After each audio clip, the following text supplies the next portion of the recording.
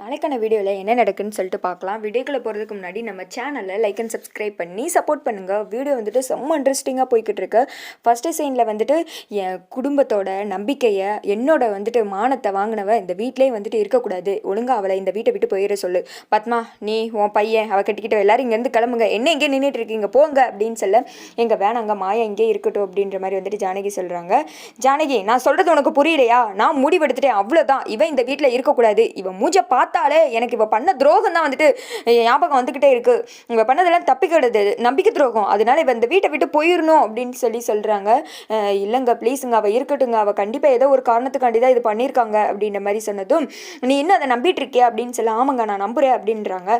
நீ வேணா நம்பிக்கை, என்னாலாம் நம்ப முடியாது, அவள் இந்த வீட்டை விட்டு போகணும், இதுதான் வந்துட்டு என்னோட முடிவு. இத்தனை வருஷம் நம்ம 2 பேரும் சேர்ந்து வாழ்ந்த அந்த உறவு உண்மைனா நான் எடுக்கிற முடிவில் நீ தலையிடாத, அமைதியாக நின்று இவங்க இந்த வீட்டை விட்டு போனானா நல்லது அப்படின்ற மாதிரி வந்துட்டு சொல்லிடுறாங்க. வேமா வந்துட்டு என்ன பார்த்துட்டு இருக்கீங்க போங்க அப்படின்னு சொல்ல, இல்லைங்க அப்படின்னு சொல்லிட்டு ஒரு சவுண்டு யாரான்னு பார்த்தா ஜானகி தான். மாயா இந்த வீட்டில் தான் இருப்பா, அவள் வந்துட்டு போக மாட்டா அப்படின்னு சொல்ல, வேமா வந்துட்டு மாயா சொல்கிறாங்க, பெரியம்மா நீங்கள் எனக்காக இப்படிலாம் பெரியப்பா கிட்ட பேசாதீங்க பெரியம்மா, வேணாம் பெரியம்மா, பெரியம்மா நான் போயிடுறேன் பெரியம்மா, வீட்டை விட்டு நான் போயிடுறேன் அப்படின்னு சொல்லிட்டு போக போகிறாங்க.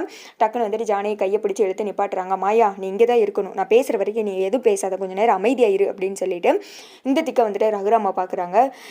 இவளுக்காக இந்த குடும்பத்தை எதிர்த்து பேசிக்கிட்டு இருக்கியா நீ அப்படின்னு சொல்லிட்டு அவங்க மாமியார் வேற சொல்கிறாங்க. அத்தை, அவள் வந்துட்டு இந்த குடும்பத்துக்கு நல்லதான் செஞ்சிருக்கா, அதை நான் நம்புகிறேன் அப்படின்னு சொல்கிறாங்க.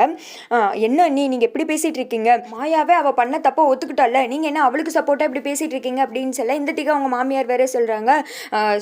இங்கே பாரு ஜானகி, நீ ரொம்ப தப்பு பண்ணிட்டு இருக்க, நீ வந்துட்டு ரகுராம் பேச்சை கேளு, அவன் வந்துட்டு எவ்வளோ கஷ்டப்பட்டுட்டு இருந்தா அவன் இந்த மாதிரி ஒரு முடிவு எடுத்திருப்பான் அப்படின்னு சொல்ல, வேணாம் பெரியம்மா, எனக்காக நீங்கள் யாருக்கிட்டையும் சண்டை போட வேணாம், நானே போயிடுறேன் பெரியம்மா, என் சீனு அத்தை கூட இங்கே இருக்கட்டும், நான் மட்டும் போயிடுறேன் அப்படின்னு சொல்லிட்டு கிளம்ப போகிறாங்க.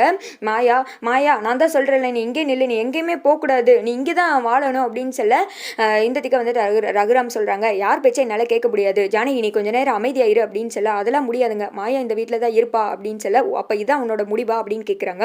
அப்போ என்னோட முடிவையும் கேட்டுக்கோ, இப்போ இந்த வீட்டில் இருக்கக்கூடாது அப்படின்னு சொல்ல, இதுதான் உங்களோட முடிவா அப்படின்னு சொல்லிட்டு ஜானகி கேட்குறாங்க. ஆமாம் அப்படின்னு சொல்லிட்டு ரகுராம் சொல்ல, அப்போ ஏன் முடிவையும் கேட்டுக்கோங்க, நான் வந்துட்டு இந்த வீட்டை விட்டு வெளியில் போகிறேன், மாயா போனானா நானும் போயிடுவேன் அப்படின்னு சொல்ல, எல்லாருமே வந்துட்டு ஷாக் ஆயிடுறாங்க. ஜானகி, நீ வந்துட்டு இந்த வீட்டில் வாழ வந்தவ, அவள் உன் தங்கச்சி பொண்ணு, அவ்வளோதான், அதுக்காக இந்த குடும்பத்தை விட்டே போகிறேன்னு சொல்லிட்டு இருக்க, உன் புருஷனை பற்றி நினச்சி பார்க்கல, உன் பொண்ணை பற்றி நினச்சி பார்க்கல, நீ என்ன இப்படிலாம் பண்ணிட்டு இருக்க அப்படின்னு சொல்ல, இதுதான் வந்துட்டு எனக்கு சரின்னு படுது, நான் வந்துட்டு மாயாத்திக்கம் தான் நிற்கணும், கண்டிப்பாக வந்துட்டு மாயா அந்த வீட்டில் இருந்தால் தான் நான் வந்துட்டு இருப்பேன் அப்படின்னு சொல்லிடுறேன். வேமா வந்துட்டு ரகுராம் வீட்டுக்குள்ளே போகிறாங்க, ஒரு குடத்தில் தண்ணி எடுத்துகிட்டு வர்றாங்க. எல்லாரும் என்ன பண்ண போகிறாரு அப்படின்னு சொல்லி பார்த்துட்டு இருக்கு. வேமா டக்குன்னு அதை வந்துட்டு தலையில் ஊற்றிடுறாங்க. என் பேச்சை கேட்டு நடந்துட்டு இருந்தவ எப்போ நான் வந்துட்டு எடுத்த முடிவை தப்பு, என் முடிவுக்கு துணையாக இருக்க மாட்டேன்னு சொன்னாலோ அப்பயே வந்துட்டு இவ செத்து போயிட்டா, எனக்கு இனிமேல் யாருமே கிடையாது, இனிமேல் இந்த குடும்பம் என் மக மட்டும்தான், எனக்கு வேறு யாரும் எனக்கு தேவை கிடையாது, இவ என் மூஞ்சியில் கூட இனிமேல் முழிக்கக்கூடாது, எனக்கு வந்துட்டு இவ யாருனே தெரியாது அப்படின்ற மாதிரி வந்துட்டு சொல்லிடுறாரு. எல்லாருமே ஷாக்காகி போய் பார்த்துக்கிட்டு இருக்காங்க. டே ஏன்டா இப்படி பண்ணுற, அவசரப்பட்டு முடிவெடுக்காதடா அப்படின்னு சொல்லிட்டு அவங்க அம்மாவும் சொல்கிறாங்க. இந்த திக்க வந்துட்டு தானே ஃபீல் பண்ணி அழுகுறாங்க. மாயா வந்துட்டு பெரியப்பா நான் சொல்கிறத கேளுங்க பெரியப்பா, பெரியப்பா வேணாம் பெரியப்பா, இப்படிலாம் நீங்கள் பெரியம்மா கிட்ட பேசாதீங்க அப்படின்னு சொல்லிட்டு தொடர்றதுக்காக வராங்க. ஏய் போயிரு அப்படின்னு சொல்லிட்டு ரகுராம் சொல்ல, வேமா மாயா விலகி வந்துடுறாங்க. இங்கிட்டு கதிரும் ரகுராம் அவங்க காலில் போய் விழுகிறாங்க. மாமா மன்னிச்சிருங்க மாமா அப்படின்னு சொல்லிட்டு, போயிடுறா அப்படின்னு சொல்லிட்டு அவனை ஒரு எத்தி தள்ளி விட்டுட்டு கொன்றுவேன் அப்படின்னு சொல்ல, வேமா தானே வந்துட்டு அவங்க அப்பாவை கட்டி பிடிச்சி அழுகுறாங்க. ஐயோ குடும்பமே இப்படி ஆயிடுச்சே அப்படின்னு சொல்லிட்டு ரொம்ப ஃபீல் பண்ணி அழுதுகிட்டே நின்றுட்டு இருக்காங்க. எல்லாருமே வந்துட்டு உள்ள வரிசையாக போக, சீனு மட்டும் எல்லாத்தையும் நின்று பார்த்துட்டு இருக்கா. அவங்க அம்மா என்னடா நின்றுட்டு இருக்கா, வா நீயும் அப்படின்னு சொல்லிட்டு கையை பிடிச்சி இழுத்துட்டு போயிடுறாங்க. வேமா இந்த திக்கம் வந்துட்டு மாயா சொல்கிறாங்க, பெரியம்மா அவசரப்பட்டீங்க பெரியம்மா, ஏன் வந்துட்டு இப்படி சண்டை போட்டீங்க, நான் எது நடக்கக்கூடாதுன்னு நினச்சனோ அது நடந்துருச்சு, குடும்பமே 2 உடஞ்சு போயிடுச்சு, ஏன் பெரியமா இப்படி பண்ணீங்க அப்படின்னு சொல்ல, நான் பண்ணதில் எந்த தப்பு இல்லை மாயா, நீ இந்த வீட்டில் தான் இருக்கணும், நீங்கள் 2 பேரும் சந்தோஷமாக வாழணும், அதுதான் என்னோட ஆசை, கண்டிப்பாக வந்துட்டு தனத்தோட உண்மை அவருக்கு தெரியவே கூடாது, தெரிஞ்சு அவளை தான் உடஞ்சி போயிடுவார், இது தெரியாமலே இருக்கணும், கண்டிப்பாக இது யாருக்குமே தெரியக்கூடாது அப்படின்னு சொல்ல, இந்த திக்கா வந்துட்டு மாயா ஃபீல் பண்ணுறாங்க.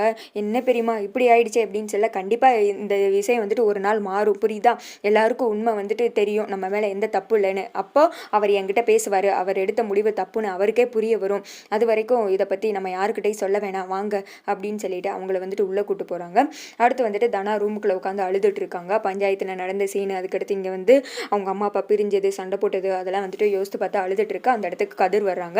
கதிரை பார்த்ததுமே வந்துட்டு அப்படியே டென்ஷன் ஆகி அப்படியே முறைச்சி பார்க்க தனா அப்படின்ற மாதிரி சொல்ல, பேசாதடா நாய அப்படின்னு சொல்லிட்டு அவனை சத்துன்னு அடிக்கிறாங்க.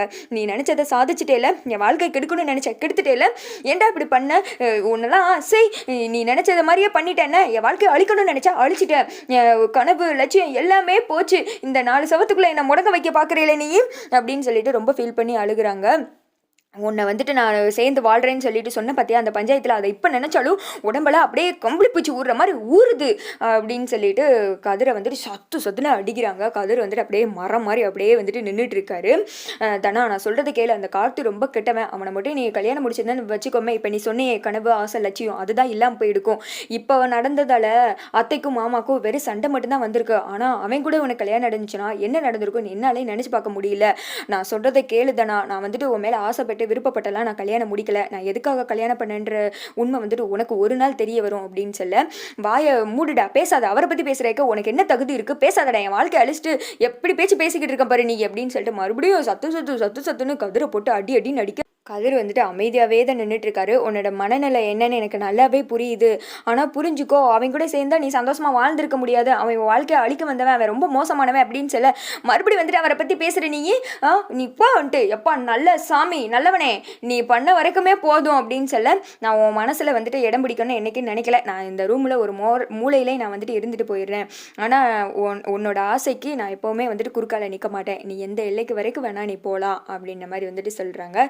வாயை மூடு, நான் வந்துட்டு இந்த ஒரு பஞ்சாயத்தில் மட்டும்தான் அப்படி சொன்னேன், அதுக்காக உங்க கூட சேர்ந்து வாழ்வேன் மட்டும் நினைக்காத, அது மட்டும் கிடையாது, என் மனசுக்குள்ளே வந்துடுவேன் நினச்சி கூட பார்த்துறாத, என்னை வந்துட்டு என் சந்தோஷத்தை அழிச்சேல, நான் உன் சந்தோஷத்தை வந்துட்டு அழிக்காமல் விடவே மாட்டேன், இனிமேல் உனக்கு சந்தோஷம்னு ஒன்று வாழ்க்கையில் இல்லவே இல்லை, என் அம்மா சொன்னதுக்காக மட்டும்தான் அப்படி பண்ணேன், ஆனால் இப்போ என் அம்மாவே வந்துட்டு இல்லாமல் ஆக்கிட்டீங்களே, நீயும் அந்த மாயாவும் சேர்ந்து எப்படிரா அவ சொன்னால் நீ என் கழுத்தில் தாலி கட்டிடுவியா, அவள் சொன்னதா கூட இருக்கட்டும், நீ எதுக்குடா தேவையில்லாமல் என் கழுத்தில் தாலி கட்டுற, அவள் இப்படி பண்ணுவா நான் நினச்சி கூட பார்க்கவே இல்லை அப்படின்னு சொல்லிட்டு என் கண்ணு முன்னாடி நிற்காத போயிரு அப்படின்னு சொல்லிட்டு ரொம்ப அழுதுட்டு இருக்காங்க. கதிரும் அந்த இடத்த விட்டு கிளம்பிடுறாங்க. அடுத்து வந்துட்டு மாயா சீனுவை வந்துட்டு பார்க்கறதுக்காக போகிறாங்க. கதவை க்ளோஸ் பண்ணிட்டு நின்றுட்டு இருக்க சீனு அப்படின்னு கூப்பிட்றாங்க.